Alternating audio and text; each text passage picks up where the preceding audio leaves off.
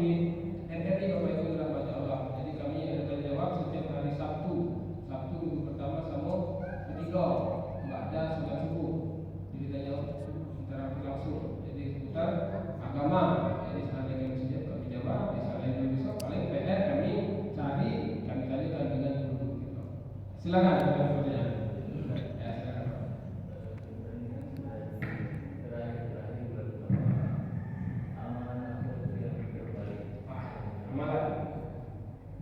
Baik Bapak Ibu dirahmati Allah, amalan yang terbaik di akhir-akhir Ramadan. Sebenarnya di bulan Ramadan ini memang ada amalan-amalan yang tertentu. Yang salah satunya tilawah Al-Quran ya, jangan sampai kita tinggal. Apalagi sudah itu yang paling mudah. Biasanya kita ini nyampe yang paling mudah. Tapi tulisan yang ringan di lisan kita. Inilah doa yang diajarkan oleh Rasulullah kepada istrinya Siti Aisyah. Apa itu? Allahumma innaka afuwwun karim tuhibbul afwa anna. Ini salah satu amalan yang paling mudah. Yang boleh ditambah sebelumnya asyhadu an la ilaha illallah astaghfirullah nas'aluka ridhaka wal jannah wa na'udzu bika min sakhatika wan nar.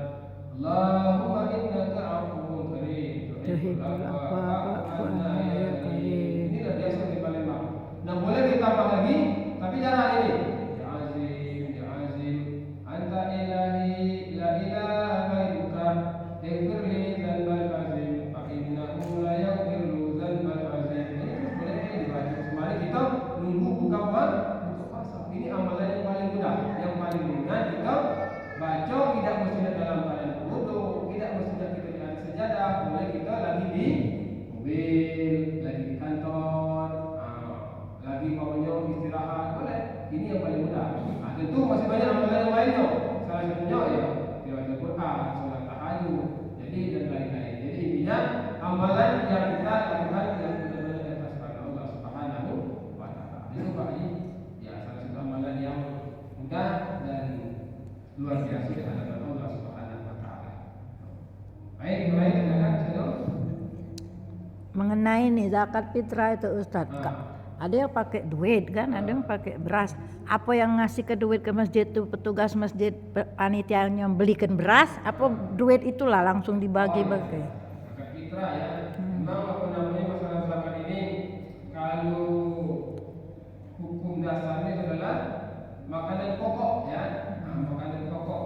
Ya, kalau di dalam kita itu diceritakan gandum, beras. Kalau pempek tidak masuk, kan pempek bukan makanan pokok, itu makanan tambahan. Jangan mentang-mentang Pak, berarti kami Palembang ini boleh pempek? Tidak boleh, karena pempek bukan makanan pokok. Nah, ulama lain membolehkan menggunakan uang. Kenapa? Karena uang itu termasuk kebutuhan pokok yang harus kita manfaatkan. Dibelikannya baju kan? Butuh rewang, itu tidak dibeli. Nah, contoh bawahnya beras itu atau kalau tidak dibeli, Belikan lagi beras.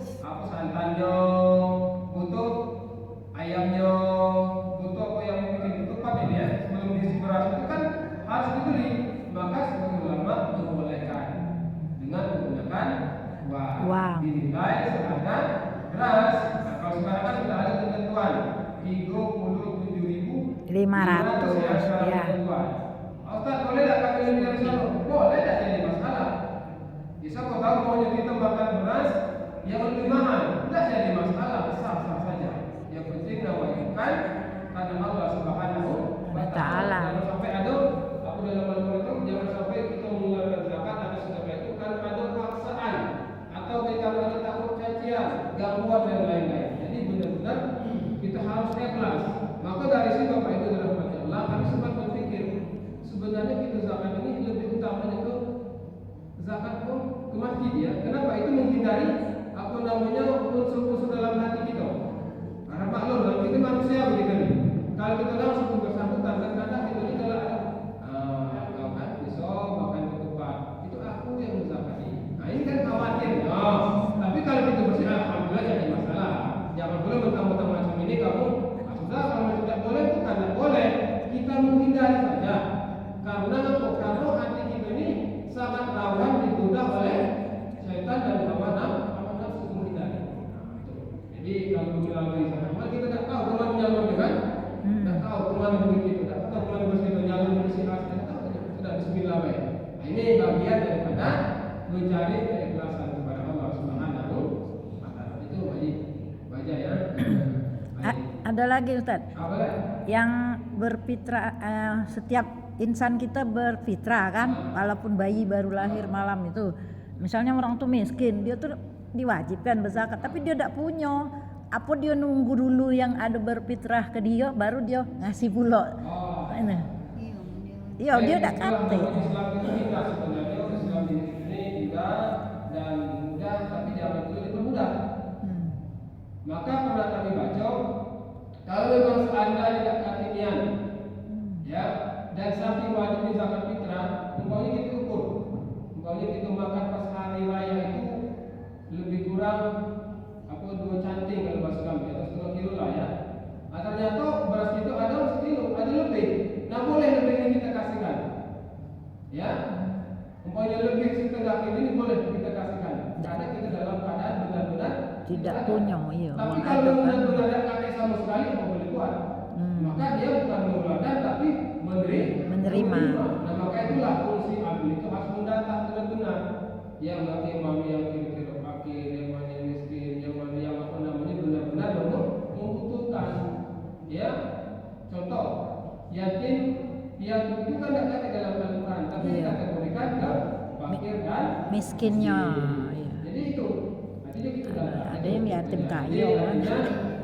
Lihat ya ulama samping kewajiban zakat itu kalau ada lebih ketika masak dia pas 1 Syawal sudah dikasihkan. Kalau tidak hatinya boleh buat, berarti dia bukan mengeluarkan tapi menerima. Jadi tinggal kembali kepada kesungguhan hati kita. Ya, kesungguhan hati kita. Itu banyak. Baik. Selesai dong? Yang bagus Pak kira-kira? Bapak. Yang sayap kanan, sayap kiri boleh? Sayap kanan, sayap kiri.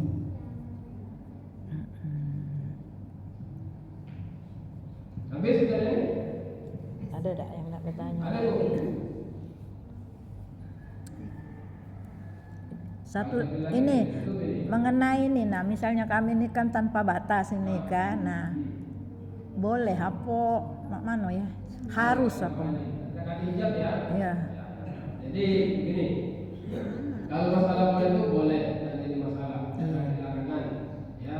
Bahkan begini gitu ya, contoh, kami kalau berkumpul itu beberapa masjid, ya, takbir ditutup itu kadang-kadang kasihan gitu Bu, kenapa gitu? Iya, ngintip dari hordeng. Ini salah kemudaran itu. Ya kalau masalah pandangan kembali, apalagi individu masing-masing kan, macam itu. Ya ikut pengen tengok saja begitu. Tapi kadang-kadang pengurus masjid itu tidak ini. Jadi artinya Harus ada yang kayak ketatnya juga harus. Tergantung dengan kesepakatan kita. Jadi kalau masalah boleh dan jadi masalah. Niat itu kan bukan kemaluan, niat kita adalah untuk ibadah dan mencari ilmu. Tinggal kembali kepada individu masing-masing itu banyak. Ya, satu lagi yang baru-baru nih kami ke Masjid Istiqlal ini sholat tarawihnya. Sebelahan bae lanang betino tuh disekatnya, bukan betino di belakang, bukan. Ya, jadi berdampingan. Nah. Jadi begini, memang dalam aturan dalam imaman, ya yang lebih utama itu adalah laki-laki di depan, perempuan di belakang. Nah, ini bersama tapi ulama ada yang membolehkan dengan catatan di sekat di pembatas. Jadi artinya tidak nyambung secara langsung. Tapi kalau nyambung secara langsung ada sekat, tidak sah. Tak boleh. Kenapa? Karena dia selaras. Sejajar, iya.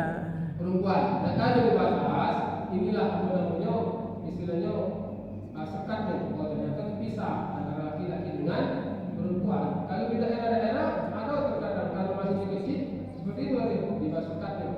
Ada sekat, oh ini laki-laki ini perempuan. Iya, jadi memang kadang-kadang sebaris laki lebih banyak, lebih luas ya dibandingkan ketimbang sebelah perempuan. Ini kan jadi masalah. Oke, boleh silakan. Ya, sejajar. Kiri kanan baik.